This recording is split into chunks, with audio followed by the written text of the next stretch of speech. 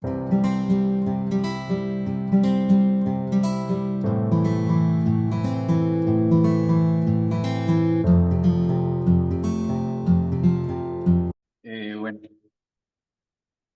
buenas noches a todos, ¿me escuchan bien? Sí, se escucha bien. Listo.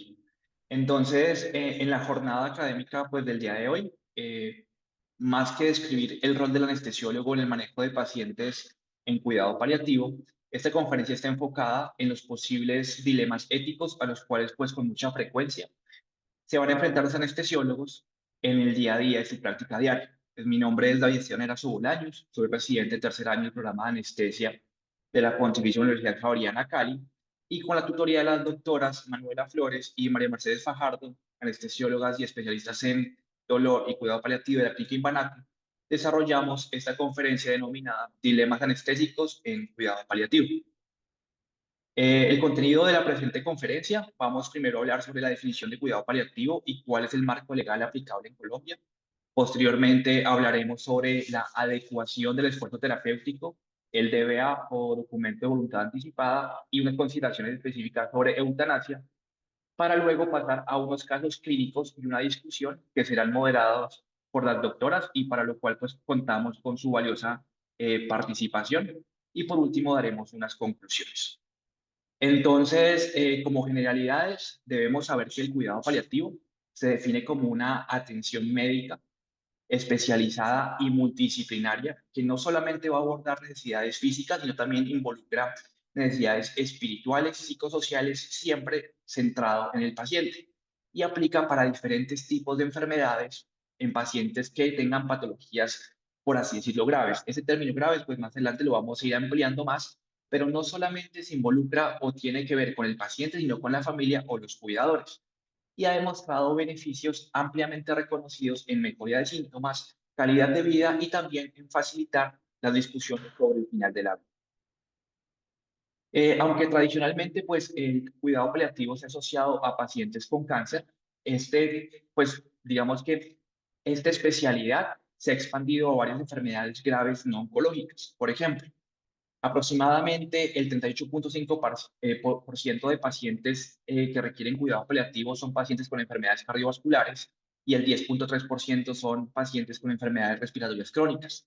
Cuando hablamos de este tipo de patologías crónicas, hablamos de falla cardíaca avanzada, EPOC avanzado, fibrosis pulmonar, enfermedades neurológicas como las enfermedades de las motoneuronas, esclerosis múltiple, Parkinson, demencia, y también involucran otros escenarios como la enfermedad renal avanzada o el estadio terminal y la enfermedad hepática, pues estadio de cirrosis. Solo el 34% pues, de los pacientes con cáncer, ¿listo? O digamos que el 34% de pacientes con cáncer son pues parte de digamos que este escenario del cuidado paliativo. Como podemos ver, es un escenario muy amplio, aparte del cáncer, que abarca esta especialidad.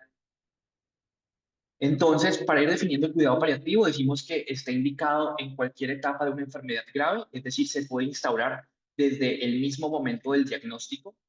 El cuidado paliativo se puede implementar o brindar de forma simultánea, es decir, que no contraindica otro tipo de tratamiento, es decir, puede brindarse junto con tratamientos dirigidos a la enfermedad o tratamientos con intención curativa, como por ejemplo un trasplante. En la evidencia se ha documentado en la última década que cada vez hay mayores beneficios de una implementación temprana, como lo vamos a ver más adelante, y aplica para pacientes oncológicos y no oncológicos, siempre con un enfoque basado e integral en la persona, es decir, aspectos importantes en la atención médica que tengan importancia para el paciente y para la familia.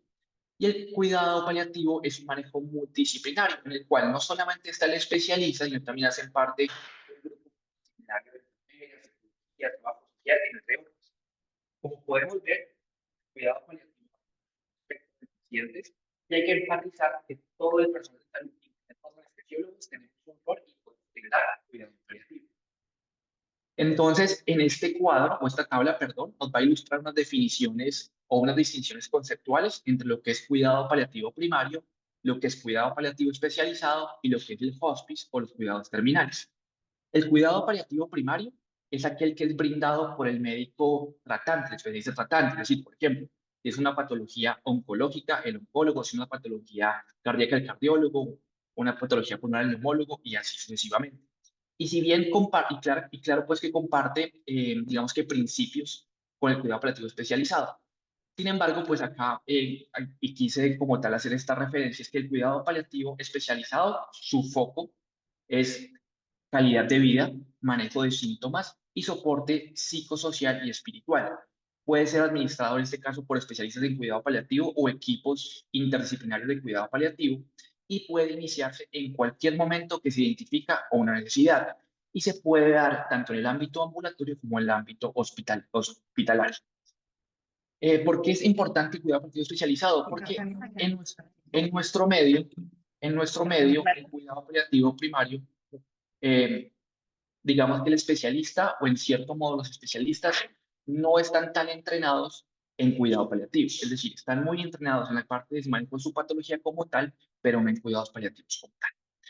Y el hospice o cuidados terminales lo que busca es, tiene los mismos focos primarios que el cuidado paliativo especializado, pero lo que permite es que las personas que estén en las últimas fases de una enfermedad incurable puedan vivir tan confortables y tan cómodos como sea posible, enfocándose exclusivamente en el confort. Y, por ejemplo, en Estados Unidos solamente aplica para pacientes que tengan una expectativa de vida menor de 6 meses. Y usualmente se hace, pues, digamos que en ambiente intrahospitalario, pues en escenarios, pues, como en clínicas privadas o en clínicas especializadas, o en escenario, pues, meramente ambulatorio. Cuando hablamos de los dominios de cuidado paliativo, lo que viene siendo el National Consensus Project for Quality Palliative Care, nos indica que hay 8 dominios para poder brindar un cuidado paliativo de alta calidad. Entonces, estos son el dominio social, el dominio espiritual, el dominio cultural, el dominio psicosocial, el dominio ético, el psicológico. Y aquí tenemos que hablar de algo muy importante que es el cuidado, o perdón, el ACP o Advanced Care Planning, que es la planeación de voluntades anticipadas, que es un proceso proactivo, colaborativo y continuo de toma de decisiones, tanto por parte del paciente como por parte de la familia, durante el curso de una enfermedad. Es decir, todo esto es centrado en el paciente. Aquí hay que tener en cuenta las preferencias del paciente, los objetivos, los valores, donde entra pues la parte cultural, la parte espiritual, la parte social, respecto a la atención médica, con el objetivo de que haya intervenciones coherentes entre las preferencias del paciente y el cuidado. También involucra claramente una educación sobre la enfermedad y comunicación del pronóstico, y también involucra el diligenciamiento de directrices anticipadas, como es un DBA que lo vamos a hablar más adelante, con el objetivo de que haya un mejor manejo al final de la vida en esas enfermedades pues avanzadas.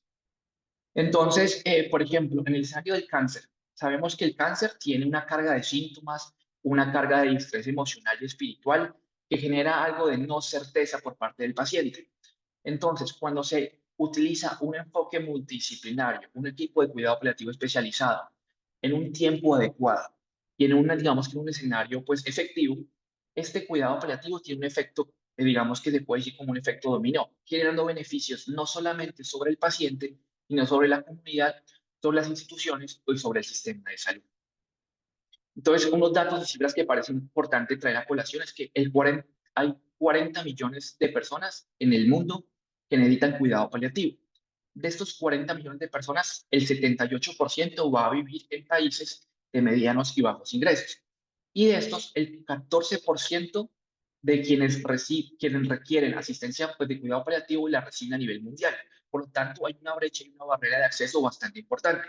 Y adicionalmente, y lo pongo en esta última parte porque es muy importante saber que hay una falta de formación y conciencia por parte del personal de salud en cuanto a qué es cuidado paliativo y cómo se puede aplicar.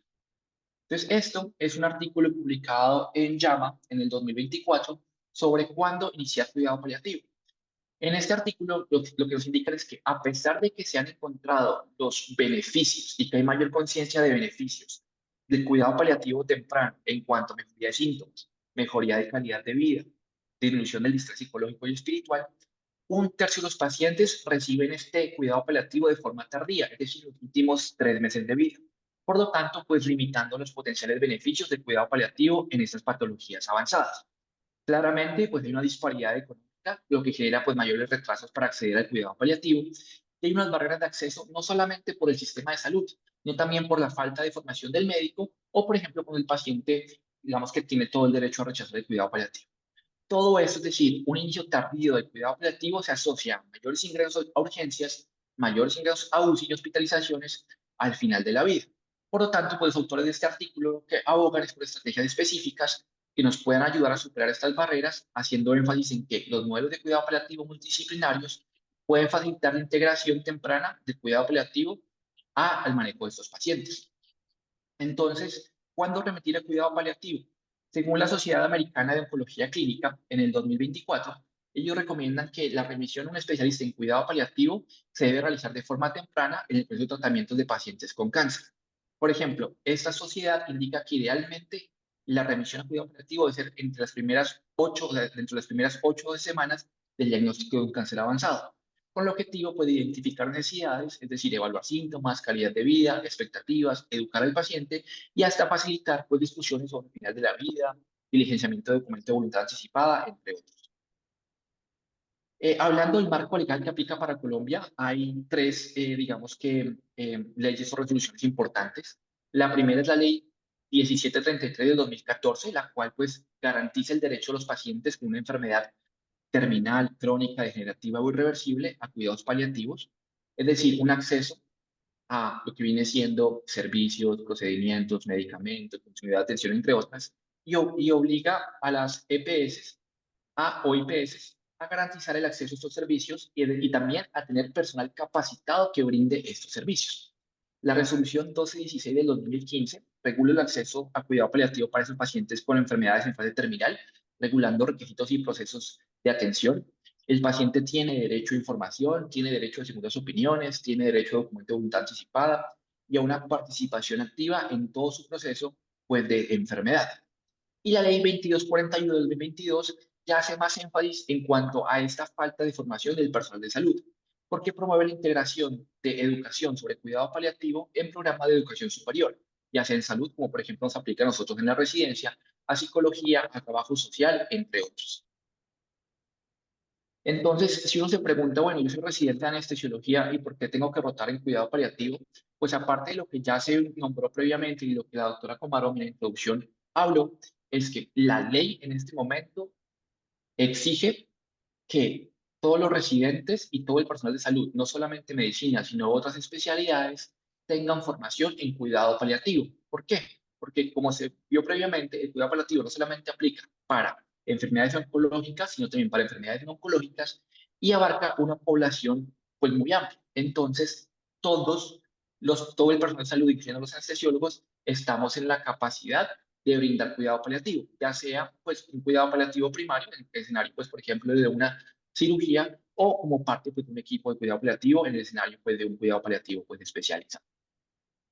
Entonces, hablando de adecuación del esfuerzo terapéutico, documento de voluntad anticipada y eutanasia, entonces primero tenemos que hablar de qué es el derecho a la muerte digna. El derecho a la muerte digna involucra pues estos cuatro parámetros, es decir, el acceso del paciente a cuidados paliativos, es el alivio de síntomas y mejoría de calidad de vida, la adecuación del esfuerzo terapéutico, que es evitar tratamientos futiles, y lo vamos a explicar más adelante, el DBA, que es un documento de voluntad anticipada que tiene pues ciertas consideraciones respecto a formalización y qué se puede o qué puede incluir, y la eutanasia, que es la muerte anticipada en unas condiciones definidas. Todo esto pues hace parte del derecho a morir pues, dignamente. Entonces, hablando de la adecuación del esfuerzo terapéutico, esto es el ajuste de tratamientos y objetivos de cuidado según la situación clínica de la persona y está regulado por la resolución 971 del 2021. En la adecuación del esfuerzo terapéutico puede aplicarse pues, en casos de enfermedad incurable, avanzada, degenerativa, irreversible o enfermedad terminal, cuando estos tratamientos pues, no cumplen con principios de proporcionalidad terapéutica o no sirven al mejor interés de la persona, o por lo menos, o por ejemplo, pues, no representan la vida de una persona. Aquí claramente pues, están los principios éticos de proporcionalidad terapéutica, eficiencia, beneficencia y utilidad del paciente. Y en este escenario, pues, el anestesiólogo debería tener la capacidad de cuestionarse la proporcionalidad de los tratamientos o de los procedimientos. Entonces, la adecuación del esfuerzo terapéutico supone la retirada o no instauración, ya sea de intervenciones, medicamentos, dispositivos, procedimientos, donde la continuidad de estos pues, pudiera generar sufrimiento o generar daño al paciente, o resultar pues, desproporcionado respecto a los fines, resultar desproporcionado entre fines y medios terapéuticos. Entonces, la adecuación del esfuerzo terapéutico no implica dejar al paciente sin manejo, Por eso no se llama limitación del esfuerzo terapéutico, sino se llama adecuación o readecuación del esfuerzo terapéutico. Porque lo que digamos que se enfoca es en continuar el manejo de síntomas y se enfoca en confort y calidad de vida.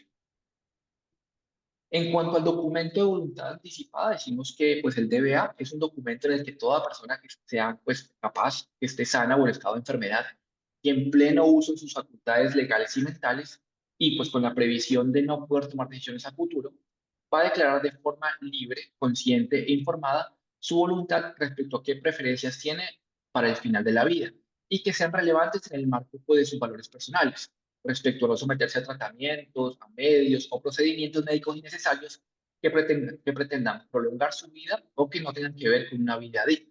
Aquí claramente pues tenemos que tener en cuenta sus valores personales, el entorno cultural, las creencias y la ideología. El documento de voluntad anticipada pues, garantiza el derecho al libre desarrollo de la personalidad y de la autonomía.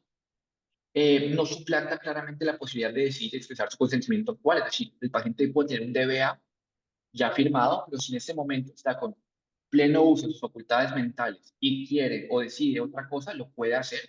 Entonces, por lo tanto, pues no suplanta la posibilidad de decidir el proceso de atención. Y la persona pues claramente es capaz y está en pleno uso de sus facultades. Entonces, un DBA, ¿qué puede incluir? Puede incluir preferencias sobre el ejercicio del derecho a morir con dignidad a través de ofertas pues, especiales o específicas de cuidados paliativos. La solicitud pues, de eutanasia siempre y cuando cumpla con los requisitos legales y vigentes para tal fin, que los miraremos más adelante. La solicitud de readecuación de esfuerzos terapéuticos, incluidos pues, la intención no curativa o paliativa.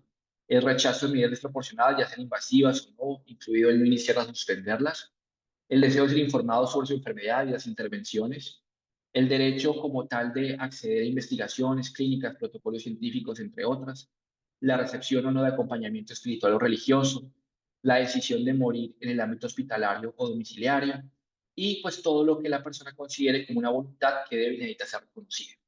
Esto pues puede estar suscrito ya de forma escrita o a través de diferentes medios, ya sea un video, que lo explicaremos más adelante, y se consigna en la historia clínica, guardando pues claramente la confidencialidad. Y los profesionales de la salud pues, deben respetar el DBA como ejercicio pues, de la autonomía del paciente que la suscribe. El DBA pues, puede ser modificado, sustituido o revocado en cualquier momento del proceso pues, de atención. ¿Cómo se formaliza? Pues hay tres formas de formalizar un DBA. Pues la del médico tratante, por ejemplo, se firmará un documento con asesoría de un médico tratante, quien debe informar y firmar e indicar pues, los nombres, apellidos, número de registro médico, documento de identificación. Y en el caso de que el DBA sea formalizado por el médico tratante, no va a requerir testigos. También puede ser formalizado en una notaría, puede suscribirse en una notaría o de forma asistida por el notario en el domicilio. Será pues claramente protocolizar una escritura pública que se ajuste pues a la normativa pertinente en materia notarial, o puede ser por testigos. Dos testigos, ambos deben firmar el documento indicado, pues indicando sus nombres y el número de identificación. Y si, por ejemplo, se elige hacer un video, para la suscripción los testigos deben estar en todo momento del video, en todo momento de la grabación y deben, pues para declarar, deben mostrar sus nombres y números de identificación. ¿Quiénes no son hábiles para asumir la calidad de testigos? Pues menores de edad, aquellas personas que tengan discapacidad cognitiva, los que no entiendan el idioma de quien escribe el DBA, aquellas personas condenadas a prisión por más de 4 años, extranjeros no domiciliados en el territorio y personas con quien tengan relación pues, laboral, patrimonial, de servicio u otro vínculo pues, que genere obligaciones con la persona quien realice esta declaración. El ideal pues, sería que no sean familiares, pero pues en el caso de que toque, pues se podría. Y hablando de generalidades de la eutanasia, ya está el protocolo pues, del Ministerio de Salud del 2015. Es un procedimiento médico de inducir la muerte de forma anticipada a una persona con una enfermedad incurable avanzada. Esta es una solicitud, y bueno, que esta enfermedad pues, tiene un sufrimiento, y esa es una solicitud que es voluntaria, informada e inequívoca, y la manifestación puede ser también expresada no solamente de forma directa, sino también de forma indirecta a través de un DBA. Los medicamentos pues, usados para la eutanasia deben ser o deben garantizar que la eutanasia sea un procedimiento corto y certero, y el procedimiento pues generalmente realizado por un equipo multidisciplinario, por un médico especialista. Y aquí vale la pena aclarar que el anestesiólogo pues puede ser parte del equipo interdisciplinario que puede llevar a cabo este procedimiento. De aquí por la importancia de conocer todas las generalidades y aspectos pues específicos de esto. En cuanto al marco legal, esto está regulado por la Resolución 971 del 2021, la cual pues establece unas disposiciones para la recepción, el trámite y el reporte de solicitudes de eutanasia, con el objetivo pues de que prevalezca la autonomía del paciente, que sea un procedimiento con una celeridad importante, que haya oportunidad y que haya imparcialidad, para que el paciente tenga el derecho pues o ejercer su derecho a morir con dignidad. Para esto, pues, también se imparten unas directrices sobre una conformación de unos comités, y una función de unos comités científicos interdisciplinarios que se denominan, pues, comités para el derecho a morir con dignidad a través de la eutanasia, que hace parte un médico especialista en la patología, pero debe ser un médico especialista en la patología diferente que lo está tratando, un abogado y un psiquiatra o un psicólogo. Y en ocasiones, pues, también involucran o piden el concepto de cuidados paliativos. Entonces, esa resolución como tal involucra o dispone todas las disposiciones que aplican para el talento humano en salud y personal médico, para las IPS, para las entidades administradoras de planes de beneficios y los ciudadanos y personas extranjeras que estén domiciliadas por lo menos en el país durante un año. La eutanasia es un procedimiento gratuito y en consecuencia pues no puede ser facturado, y en caso de objeción de conciencia por la institución o por el equipo de trabajo, esto solamente pues aplicaría en el escenario pues por ejemplo de un médico. Si tiene objeción de conciencia pues debe estar expresada previa a la solicitud. En cuanto a la solicitud de eutanasia, pues como dijimos puede ser expresada de manera directa por el paciente en una expresión verbal o escrita del deseo puede adelantar el momento de su muerte, en una situación pues claramente de sufrimiento por una condición clínica de fin de vida. Esta es una solicitud que es voluntaria, informada, inequívoca y persistente. También se puede solicitar de forma indirecta a través de un DBA en los términos pues, claramente de formalización que ya nombramos previamente. Y entonces el médico que la recibe tiene la obligación, puede ser responsable de reportar esta solicitud de eutanasia dentro de las primeras 24 horas, para así activar ese comité científico interdisciplinario del derecho a morir dignamente, que va a generar unas valoraciones para posteriormente dar un consejo. Entonces, una vez el médico recibe la solicitud, tiene 24 horas para activar este comité y el comité científico tiene 10 días para emitir su concepto y que en estos 10 días tienen el tiempo pues para hacer las valoraciones que vamos a hablar previamente. Ahora, cuando hablamos de la solicitud de eutanasia, el paciente también debe ser informado respecto al derecho que tiene de adecuación de esfuerzo terapéutico, de atención de cuidado paliativo y que puede existir en cualquier momento. Como decimos, el desistimiento de la solicitud de eutanasia puede ser en cualquier momento el proceso de atención. Es decir, un paciente que solicita la eutanasia y se le autoriza, en cualquier momento, así ya esté autorizada, puede desistir de este procedimiento. Y los requisitos mínimos para la solicitud son una presencia de una condición clínica, que sea una enfermedad incurable, avanzada y que no tenga tratamiento disponible, que presente sufrimiento secundario a esta y que el paciente pues esté en condiciones de expresar la solicitud de manera directa, así que tenga completo uso de sus capacidades mentales y legales. Este no es un acto pues asistencial limitado ni exclusivo de los médicos tratantes ni de cuidado paliativo, eso es importante saberlo. Si el médico pues tiene dudas sobre los requisitos, igual debe recibir la solicitud y activar el comité para las verificaciones pertinentes, y todos los médicos son competentes para recibir la solicitud de eutanasia. Adicionalmente, pues el paciente tiene derecho a una segunda opinión en caso de que no esté de acuerdo con el concepto o la razón del comité. En cuanto a este proceso pues, asistencial de valoraciones que pues, se va a realizar durante estos primeros 10 días, se debe realizar una valoración de la capacidad y competencia mental, una evaluación del sufrimiento del paciente, se establecerá pues como tal la naturaleza y se describirá el sufrimiento, determinando pues si es intolerable y si no hay una perspectiva de mejora. Esta pues valoración reúne tanto la percepción del médico tratante, con las interconsultas, las valoraciones hechas, como la expresión pues claramente del solicitando, dando prelación pues, al concepto del solicitante. La presencia de una enfermedad incurable o avanzada y la inexistencia de alternativas razonables de tratamiento específico para la enfermedad o alivio de los síntomas. Entonces, por ejemplo, en este escenario, si el paciente tiene un DBA en el cual dice yo no quiero quimio, yo no quiero radio, yo no quiero ningún proceso intervencionista, y digamos que esta quimio o esta radio puede ser un potencial tratamiento razonable para su enfermedad de base, pero si el paciente no lo quiere, se considera pues que ya habría pues inexistencia de alternativas razonables de tratamiento específico para la enfermedad o alivio de los síntomas. Y todo esto pues se va a registrar en la historia clínica. En la historia que el paciente tenga ya un DBA firmado, pues no se va a realizar pues una evaluación de la capacidad mental. Y el paciente, una vez ya tenga el concepto del comité científico interdisciplinario, tiene 15 días pues calendario para programar pues este procedimiento. Este procedimiento pues se puede realizar de forma hospitalaria o se puede realizar de forma ambulatoria. Entonces, en cuanto a la secuencia de medicamentos que se utilizan para realizar el procedimiento de eutanasia, entonces se puede utilizar benzodiazepina, que se puede utilizar de forma sublingual. Sublingual, pues el objetivo es adecuado, potencia aproximadamente.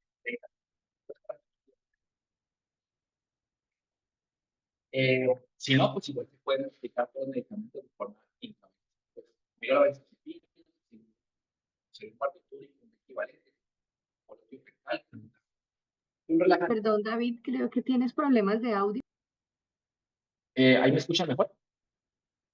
y ahí Es que está creo que mejor. estaba sonando algo en el apartamento. Qué pena. Ok, ¿Ahí si ya me escuchan puedes mejor? repetir los dos últimos minutos, porque ¿Esto lo escuchó? sí se escucha bien. Ya. Entonces, estábamos hablando de pues, los requisitos mínimos de la solicitud pues, de eutanasia. Estábamos hablando de cuál es el proceso. Más adelante, fue más reciente. La siguiente diapositiva, tal vez. A partir de allí, de la siguiente, del proceso Listo. asistencial y cómo es el proceso de valoración. Listo. Entonces, una vez se activa el comité científico interdisciplinario, este procede a realizar o a solicitar unas valoraciones asistenciales en las cuales pues, se debe valorar la capacidad y competencia mental. Esto solo se valorará en el escenario que el paciente pues, no tenga ya un DBA prescrito. Se debe evaluar pues, el sufrimiento del paciente y esta naturaleza pues, del sufrimiento se determinará según la valoración del especialista, el médico tratante, con las interconsultas pues, realizadas y también con la expresión del solicitante, dando relación a este último. La presencia de una enfermedad avanzada e incurable y la inexistencia de alternativas razonables de tratamiento específico para la enfermedad o para el alivio de los síntomas. Necesario que el paciente tenga un DBA en el que realizar algún tratamiento, terapia. Se puede considerar que ya no existen pues, alternativas razonables. Y una vez el paciente tiene el concepto emitido por el comité interdisciplinario, tiene 15 días calendario para programar su procedimiento, el cual, por más de que esté, digamos que autorizado, el paciente puede o tiene derecho a desistir en cualquier momento, pues, del proceso.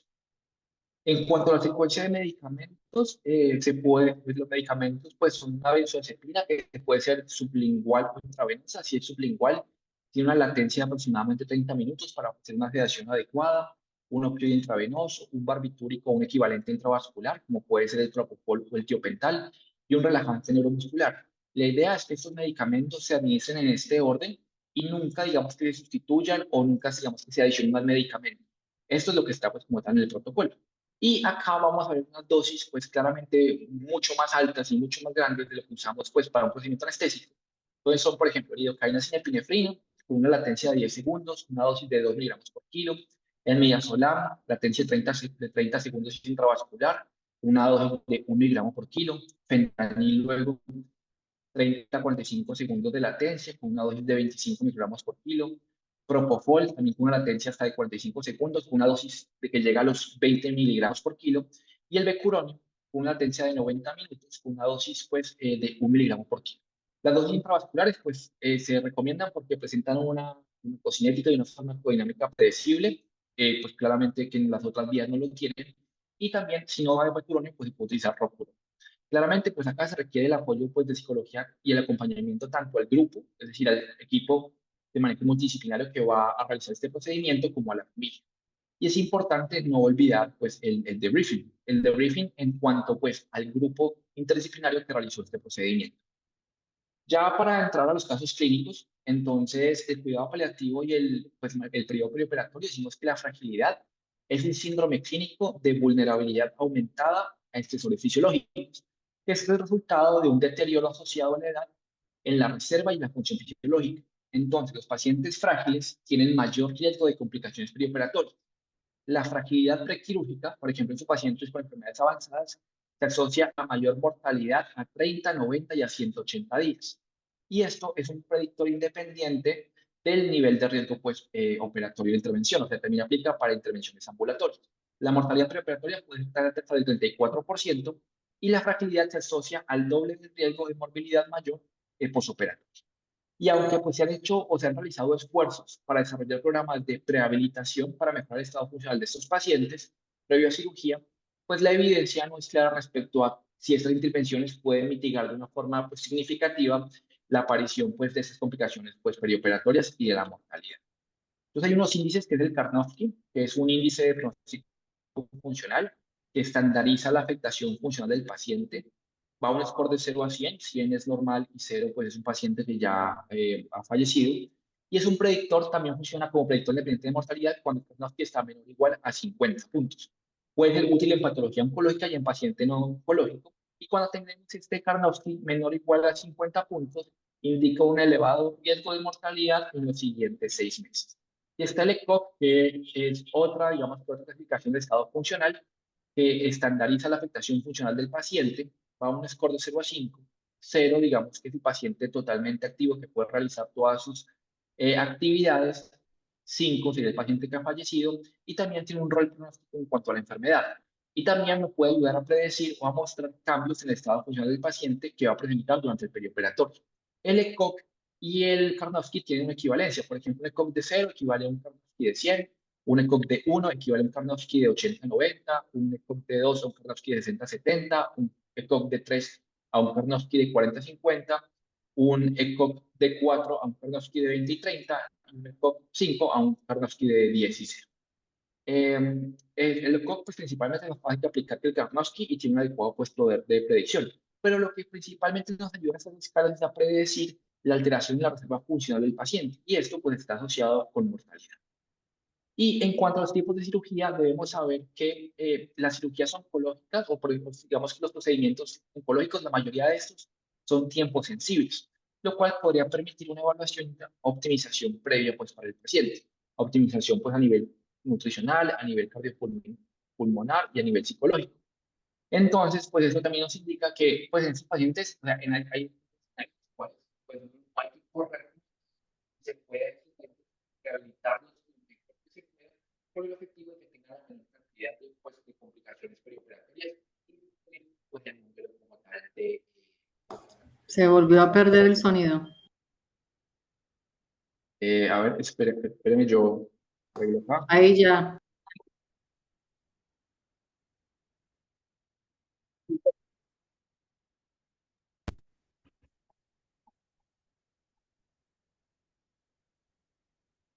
Ahí me escuchan mejor.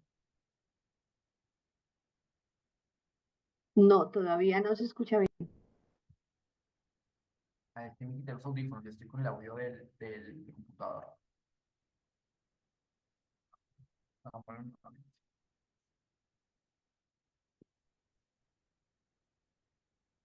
Ahí se escucha mejor. Sí, está Sí. mejor.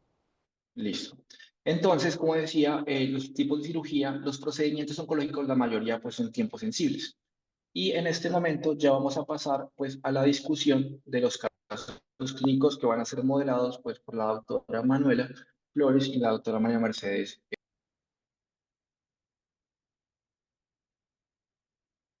Hola, buenas noches a todos. Muchas gracias por la invitación. Em, la idea de estos casos clínicos es un poco escuchar ustedes qué piensan, qué creen que harían en estas situaciones. No hay respuestas buenas y respuestas malas. La finalidad de estos casos es un poco como conocer su opinión y que podamos tener una discusión al respecto.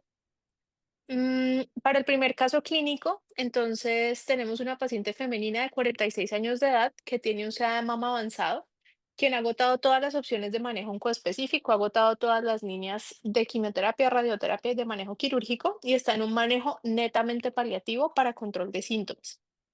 La paciente cursa con un derrame pleural izquierdo masivo que le genera disnea moderada severa y tiene una escala de Koch de 2. Eh, la idea es que pensemos que ustedes como anestesiólogos se enfrentan a darle una anestesia a esta paciente, que sería para una pleurodesis, como manejo paliativo para su disnea generada por el derrame pleural. La paciente tiene un documento de voluntad anticipada en el que claramente especifica que no desea ser sometida a reanimación ni a intubación orotraqueal. Si quieres, pasa, David. Las preguntas que les traemos hoy para discutir es si primero ustedes autorizarían o no este procedimiento quirúrgico y se consideran que en la circunstancia de esta paciente, la intervención planteada es una intervención fútil. Puede hablar el que quiera.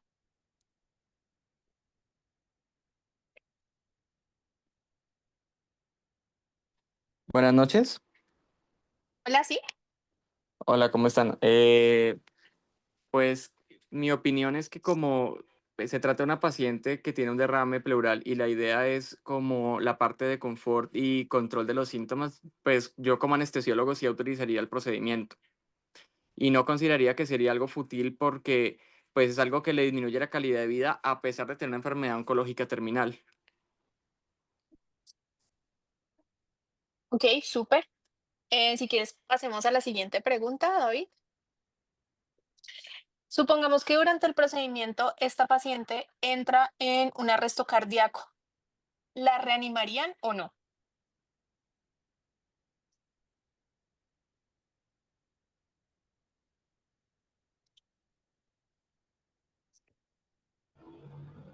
David, Buenas ¿me puede noches. decir la diapositiva anterior?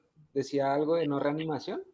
Ella tiene un Sí, documento de voluntad anticipada firmado en el que especifica que no desea reanimación cardiopulmonar ni intubación orotraqueal. Pues teniendo eso en cuenta y ya la voluntad anticipada de la paciente, yo no la reanimaría, porque pues ya es un documento que ya está firmado, ya está la voluntad anticipada y pues le comunicaría a la familia que pues no se realizó por la decisión que ya había tomado la familia, la paciente previamente.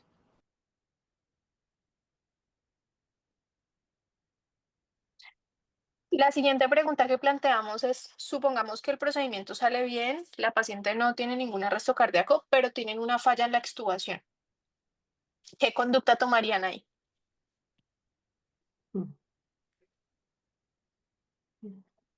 Doctora, asumimos que a la paciente se le explicó que para el procedimiento requería un abordaje o Requería una intubación. una Sí. intubación, pero no sé si sería procedente allí explicarle que, dada precisamente el tipo de su patología y que compromete pues el sistema respiratorio, existía una posibilidad muy alta de que la paciente no lograse independencia de la ventilación mecánica después del procedimiento. Esa es una situación que si uno se la explica al paciente, realmente interesantísimo esto. No sé como anestesiólogo qué conducta debe uno tomar si el paciente dice, no, yo no quiero salir con un tubo. Doctora Fajardo. Digamos, doctora, que para temas de la revisión, vamos a asumir, obviamente, que eso se le explicó a la paciente, que la ¿Ya? paciente dice, yo me dejo intubar para la cirugía, pero bajo ninguna circunstancia quisiera estar intubada en la UCI y depender de un ventilador. Entendido. Pero quiero que me hagan la cirugía y acepto como someterme a esos riesgos que ustedes me explican. El dilema ahí entonces es cómo proceder si la paciente queda bajo ventilación mecánica, queda dependiente. Exactamente. Igual hay un documento de voluntad anticipada, habría que respetarlo y habría que explicarle a la familia, supongo, que el hecho de respetar esa voluntad anticipada pues implica una insuficiencia ventilatoria que seguramente llevaría pues, al final de la vida. No sé si sería el escenario correcto para hacerlo. ¿Alguno quiere opinar algo? ¿Qué se le yo, ocurre? ¿me ¿Qué deberían escuchan? hacer? Sí, Sí, sí, sí, sí. Francisco, te escuchamos. Tener en cuenta pues el documento de voluntades anticipadas que dijo que no quería pues de una ventilación mecánica y lastimosamente quedó intubada. Yo le daría un chance de una extubación programada en la UCI de manera pues programada como tal. Si definitivamente ya no es posible, pues no sé, tratar de mantenerla con parámetros basales y mirar a ver qué podría pasar. Mm,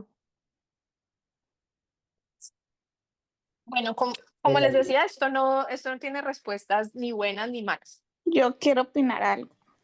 Claro. Yo creo pues que se le haría una extubación, eso también una extubación paliativa y darle una sedación, simplemente opioides como para confort de su disnea, a ver también cómo evoluciona.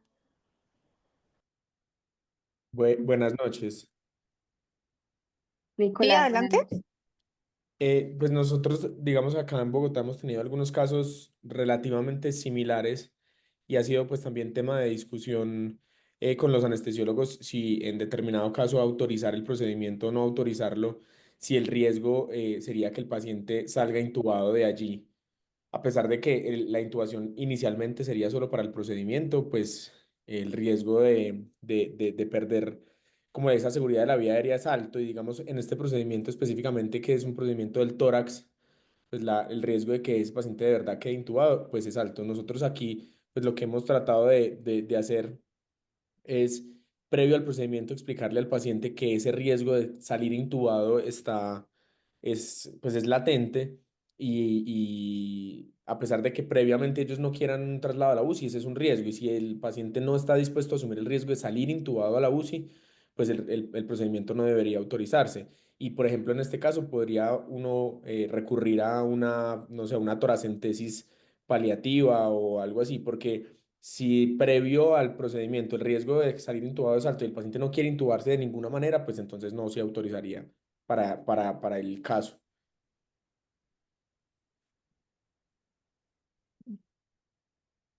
¿Alguna otra opinión?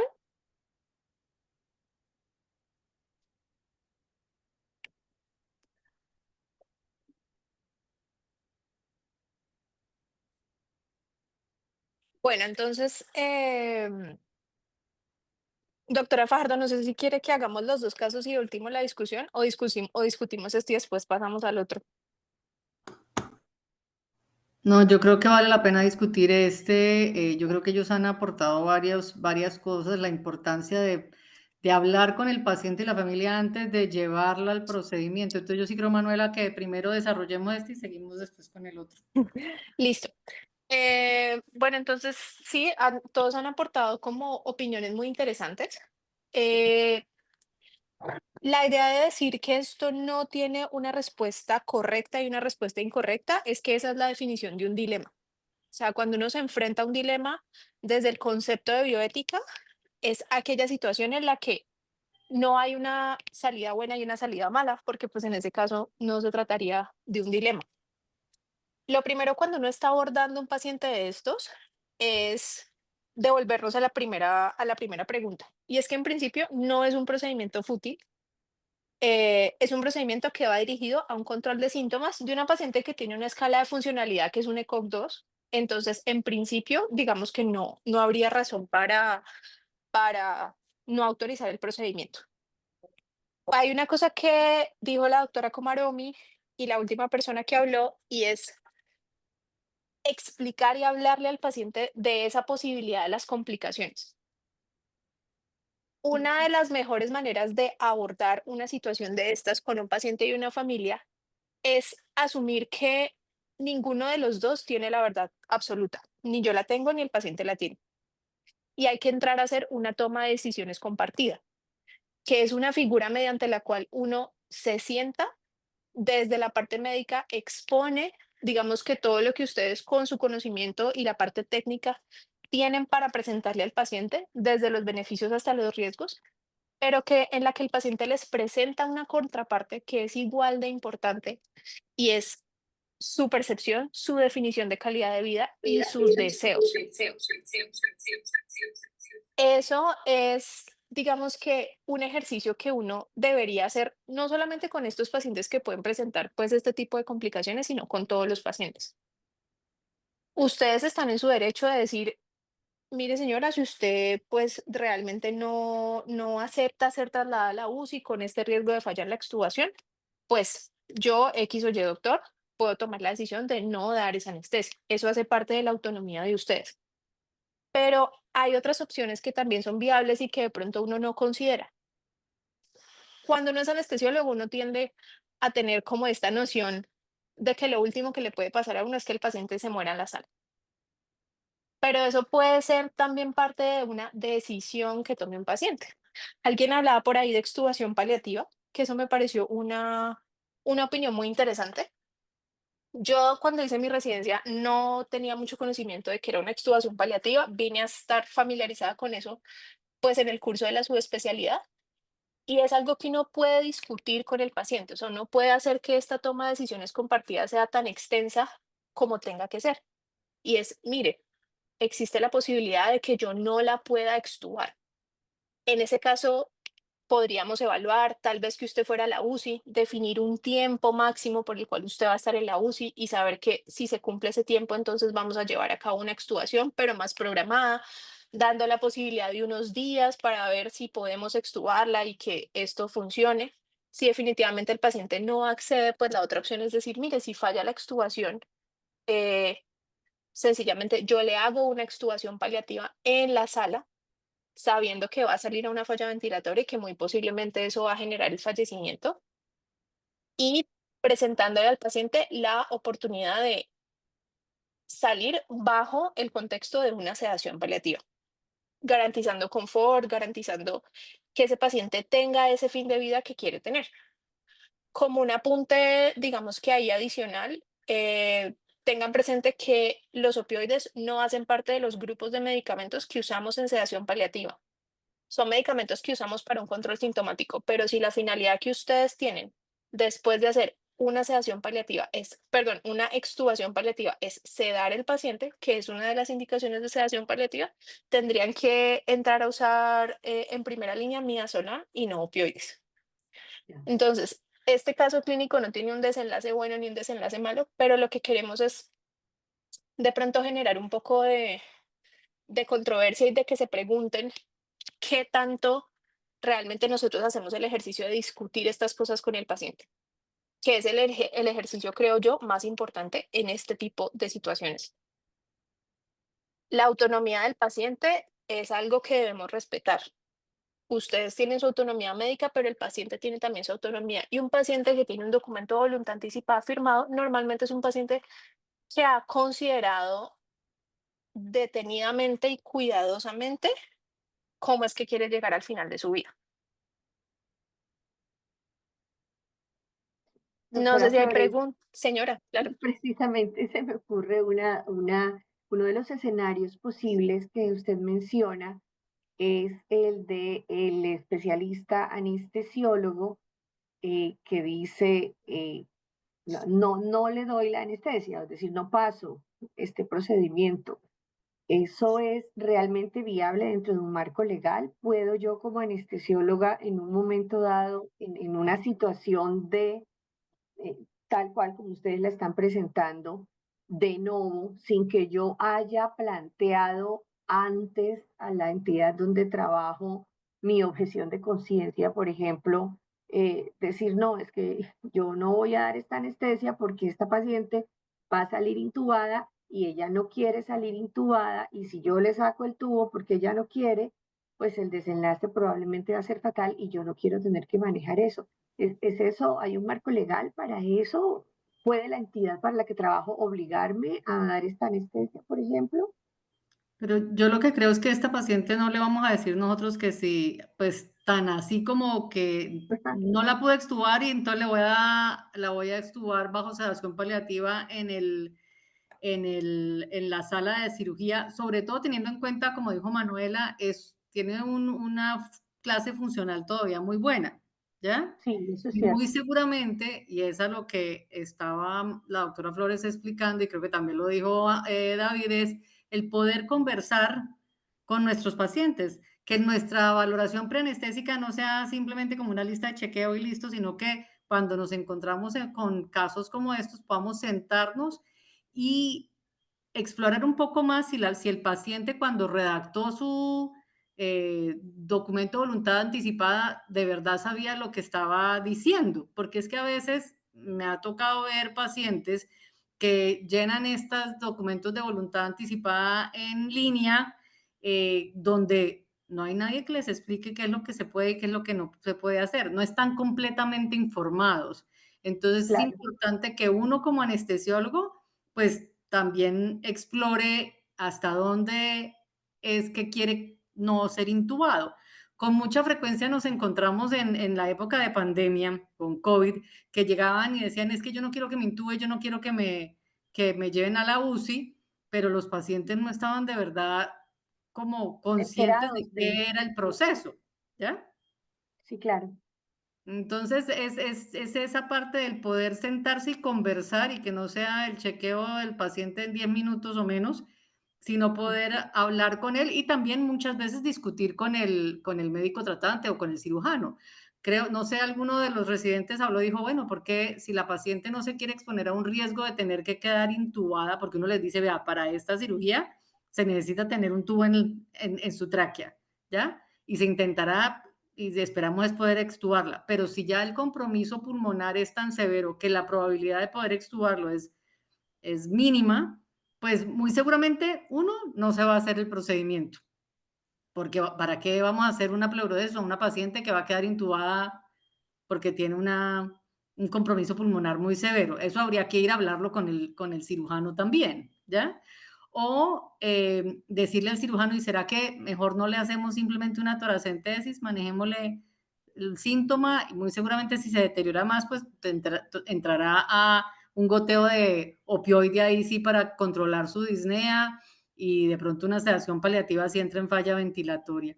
Pero es el poder comunicarse, tener una discusión del caso con el paciente y con su médico tratante si están ustedes ante situaciones como estas, ¿ok?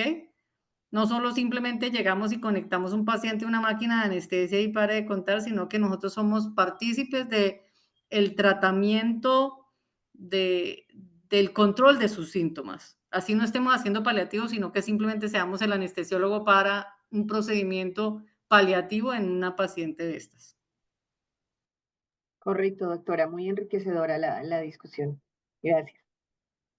Yo creo que la clave es que las conversaciones se den y sean conversaciones a fondo y en detalle. Y hay algo que la doctora Fajardo dice que es muy cierto y es que pues uno como anestesiólogo, digamos que también tiene unos conocimientos técnicos que el cirujano de pronto no tiene y que el paciente desconoce y que son importantes al momento de hacer una toma de decisiones. Todo se puede hablar con los pacientes, o sea, nosotras nos dedicamos a hablar absolutamente todo. Creo que los residentes que han tenido la oportunidad de rotar con nosotras han visto que las conversaciones son extensas, detalladas, que se evalúan posibles escenarios y que al final uno siempre logra llegar a un acuerdo con el paciente, pero tienen que tener presente que es una conversación que se demora y que es una valoración que amerita pues como un detalle y una dedicación un poquito más especiales. Ahora, y una cosa adicional es el hecho de que ustedes se encuentren con pacientes en el quirófano que tengan un documento de voluntad anticipada, que estén bien informados. Y en la inducción o en el procedimiento les hace una bradicardia extrema o hace un paro, no quiere decir que no hagan nada, entonces dicen, ah, listo, no, hizo paro, entonces no hagamos nada. Digamos que pueden hacer lo básico, ¿no? O sea, pongan la atropina, traten de revertir la arritmia, y si salió perfecto. Sobre todo esa reanimación, la mayoría de las veces la gente lo que refiere es una reanimación ya extensa. Pero si el paciente les hizo 20 de frecuencia cardíaca, pues póngale la atropina, ¿ya? O si entró y hizo una arritmia, corrijan la arritmia. Sobre todo si estamos hablando de pacientes que tienen todavía una funcionalidad, pues buena. Ujú. La última cuña publicitaria, antes de pasar al último caso, es que ojalá todos, después de esta reunión, tengan un documento de voluntad anticipada. Todos lo deberíamos tener, no es solamente el paciente oncológico, el paciente que tiene una enfermedad grave, sino que todos deberíamos tener el documento, pero más importante, tener esta conversación con nuestras familias. ¿Qué pasa? ¿Qué va a pasar conmigo si un día yo no estoy en capacidad de expresar mi voluntad? Bueno, y seguimos aquí con el segundo caso. Este es un paciente diferente, es un paciente masculino de 84 años con un cáncer de próstata avanzado refractario a manejo. Además de eso, tiene un Alzheimer ya desde hace varios años y está en seguimiento por cuidado paliativo. Ha empezado ya a tener problemas para la deglución. se queda masticando la comida en la boca y cuando medio logra tragar se atranca, tiene un Karnofsky de 40 y pues viendo que el riesgo de broncoaspirar está como tan alto en cualquier momento, les han propuesto hacerle una gastrostomía. Este paciente no tiene un documento de voluntad anticipada. ¿Ustedes qué piensan de llevar a este paciente a una gastrostomía? ¿Creen que le va a ayudar, que le va a servir?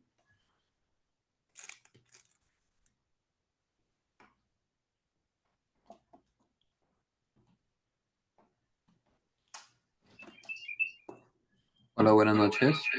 Hola, Carlos. Buenas Cuéntanos. noches, Carlos.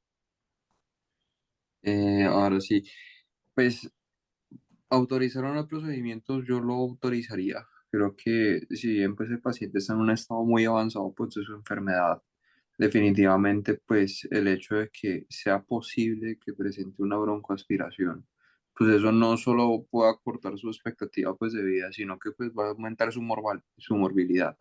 Definitivamente pues alguien que esté broncoaspirando constantemente no es algo que le pueda dar como dignidad o un confort a ese paciente. Que si consideraría que es la intervención pues sea fútil, no creería que, si bien sí puede tener sus riesgos, es algo que pues puede mejorar mucho pues la calidad de vida del paciente. Ya respecto como a cómo se le comunicaría pues a los pacientes, como pues mencionaron pues las doctoras, todo es un tema pues de comunicación pues con ellos, sabiendo pues que estamos hablando pues con un paciente pues oncológico y pues también metiendo pues el contexto pues de la familia, pues toca que hablar muy bien pues y tener muy claro porque el mayor riesgo que se puede presentar pues en ese momento pues en ese paciente pues es una broncoaspiración pues con una falla respiratoria que subsecuentemente Miremos que puede aquí este ser llevado pues a la paciente UCI. lo que lo está llevando, qué pena te interrumpo aquí, Carlos, lo que lo está llevando a la alteración en la deglución no es su cáncer de próstata, sino que es un Alzheimer ya muy avanzado, ¿no? Listo. Pues aún así, pues igual pues existe pues el riesgo de que uno tiene que tener muy claro pues con el paciente y con los familiares sobre los posibles riesgos y pues que en conjunto pues se lleva a la autorización del procedimiento pues teniendo en cuenta pues todo esto. No sé si la doctora Claudia quería comentar algo. No, yo estaba pensando precisamente, doctora, creo que estoy bastante de acuerdo con el comentario de Carlos. Definitivamente no es una intervención fútil, porque es una intervención que puede impedir que la calidad de vida que le quede a este paciente empeore. No es lo mismo llegar al final de la vida bajo pues esta enfermedad crónica que es el Alzheimer más la agudización de un estado metastásico que un evento agudo terrible por una broncoaspiración. Y pienso que es necesario, lo consideraría necesario, lo consideraría pertinente. Y para mí el punto clave aquí sería definitivamente advertirle a la familia que pues hay unos riesgos inherentes al estado físico del paciente y a sus comorbilidades asociadas, pero pues que se manejará o se asumirá el riesgo de la mejor manera pensando precisamente en que no se deteriore aún más la calidad de vida de lo que le quede al paciente. Si después llega la hija que vivía en el exterior y les La que no dice, falta, la que estábamos pero esperando, como dicen ellos. sí, dice, mi papá muchas veces me dijo que él no quería que se le mantuviera su vida de manera artificial. Y a mí me parece que esto de una gastrostomía es una alimentación artificial y no creo que sea justo para mi papá que le prolonguemos la vida a expensas de una gastrostomía. Ujú. Ahí hay todo un marco legal a considerar, ¿no? No sé, escuchemos a los residentes, doctores, los escuchamos. Correcto. ¿Qué opinan? Ahora, Yo quiero opinar algo y es ah, que teniendo en cuenta el contexto y de pronto el pronóstico que este paciente puede tener, no someterlo a una gastrostomía, que es algo pues mucho más mórbido para él y darle algo como una sonda nasoyeyunal para alimentación. ¿Qué piensan ustedes? Esa también es otra vía de alimentación artificial, ¿no? Hola, ¿me escuchan? Dale, Sí. Valeria. Hola, doctora. Pues tengo entendido por el caso, no sé si me corrige, que ya es un cáncer que no tiene manejo oncoespecífico tampoco como el otro caso, pues que no se le podía ya ofertar algo más. Pero Yo el sí problema de creo- este paciente de la alteración para la deglución no es por su cáncer. Este cáncer sí tiene mucho compromiso metastásico óseo, pero lo que lo está llevando a la alteración de la deglución es ya su Alzheimer, su demencia avanzada. Sí, pero pues de base también tiene una enfermedad que no se va a curar, que es el cáncer y que eventualmente pues va a Y si no tuviera cáncer, pues Solo es pensaría yo ella. que sí es una intervención fútil, pues en el contexto puntual de este paciente, em, porque pues realmente eso no va a hacer que su enfermedad mejore, que lo alimentemos por una gastrostomía ni que se cure y en ese sentido lo estamos haciendo como someterse a una intervención que igual también puede tener riesgos adicionales. Pensaría yo como Karen buscar en cosas alternativas, en este caso simplemente dejarlo con dextrosa subcutánea, hablar con la familia, más si la hija está expresando que pues no quiere ninguna de estas medidas con más razón, pensaría que no es pertinente llevar a cabo este procedimiento, pues porque no va a tener realmente un beneficio real, eh, entonces no lo autorizaría. entonces miren aquí que, digamos que nosotros como anestesiólogo que nos lleva a este caso, el que autoricemos o no autoricemos, pues digamos que no estamos nosotros para decir si lo autorizamos o no lo autorizamos, si el paciente puede recibir la anestesia y no tiene contraindicación para recibir la anestesia, pues uno pues la da, ¿ya? Si ya alguien más ha autorizado, digamos, ¿quién estaría firmando el consentimiento de este paciente para autorizar dicho procedimiento que, digamos que no va a necesitar, no va a tener ninguna implicación de pronto a nivel de la anestesia, ¿ya? Pero si toca es quién va, si el paciente no está en condiciones de dar su autorización porque ya no está competente mentalmente, pues le toca eso a la familia. Pero miren aquí lo que empieza a ver las discusiones entre hijos, esposa, Sí. ¿no? Y esto es lo que se hace más bastante complejo. Eh, si no pusiéramos, si no le diéramos si finalmente la familia se reúne y dice no, le dicen al médico, al geriatra, le dicen no queremos hacerle una gastrostomía. Porque sí, es cierto, mi papá dijo que no quería que le hicieran cosas de esas de alimentación artificial, ni diálisis, ni que lo conectaran a nada.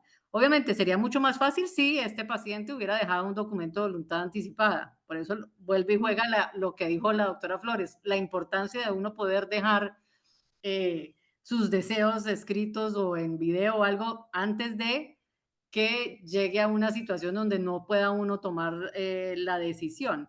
Pero, ¿qué pasa si no le damos, si no le colocamos la gastrostomía?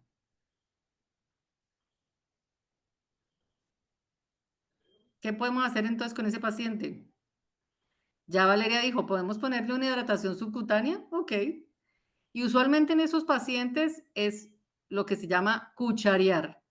Se le da alimentación, se ayuda con la parte de terapia por fonoaudiología, con ejercicios para que ayuden a deglutir, de a poquito lo que buenamente reciban.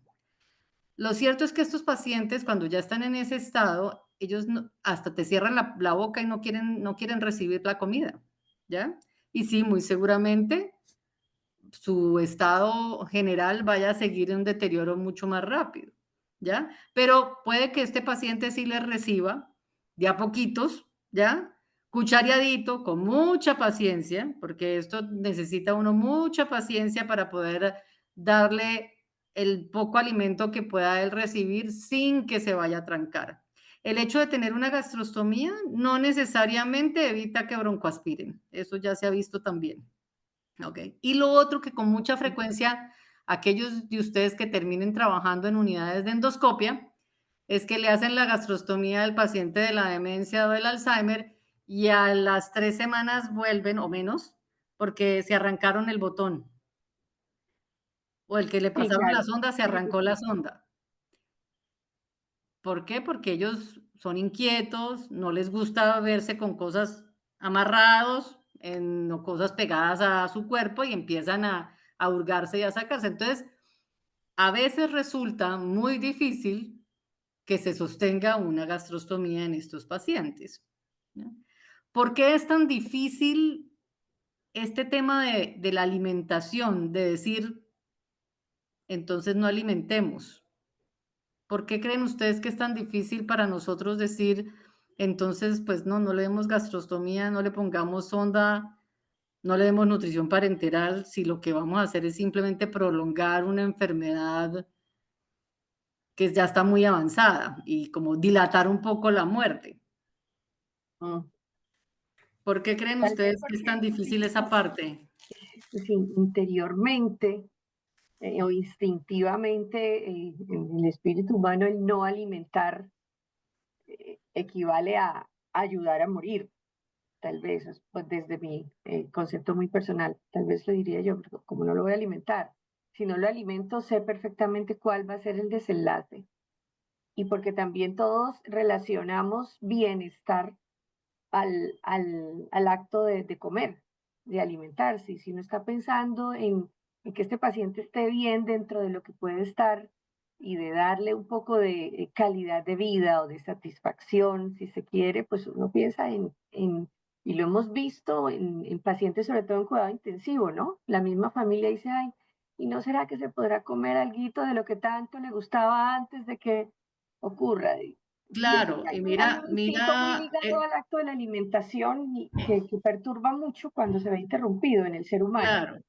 Y eso que tú dices del darle el gustico de lo que tanto le gusta, es eso, es porque el comer va más allá que simplemente alimentar la parte nutritiva, sino que es el gustar, ¿no? El que uno saborea El el pan de placer, bonito, la Coca-Colita, la colombiana, la torta, ¿ya?